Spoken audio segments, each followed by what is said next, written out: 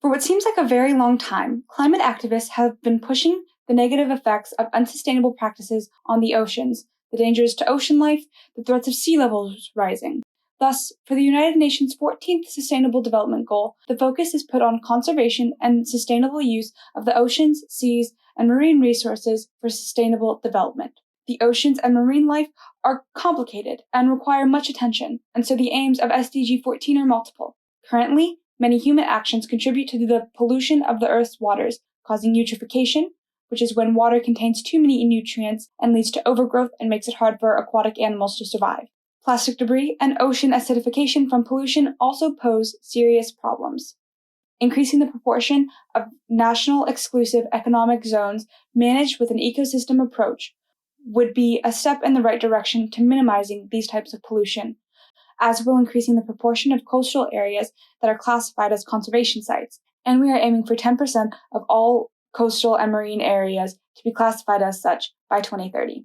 Other regulations need to be put in place to end overfishing and the fishing of endangered species. Currently, a lot of the fishing industry is unregulated and unreported, and if we want to increase the vitality of aquatic species, more attention must be paid. Specifically, as part of the regulation, subsidies going to unsustainable fisheries need to be culled, with differential treatment being shown to developing countries so they can grow their own industries in a sustainable way. Speaking of differential treatment for developing countries, small island states in particular should receive more instruction in sustainable marine practices and support from the global community at large. Increasing scientific knowledge and marine technology in accordance with international sustainability measures can be used to improve ocean health and to enhance the contribution of marine biodiversity to the development of small island states and other developing nations.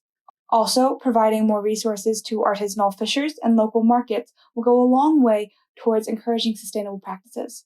Many of the sustainability regulations have already been outlined, and what is left is the implementation. Globally, the progress on SDG 14 is discouraging as marine activities continue to be carried out at unsustainable levels. In fact, the sustainability of fisheries has been declining in recent years, and the oceans continue to grow more and more acidic as they absorb global CO2 emissions.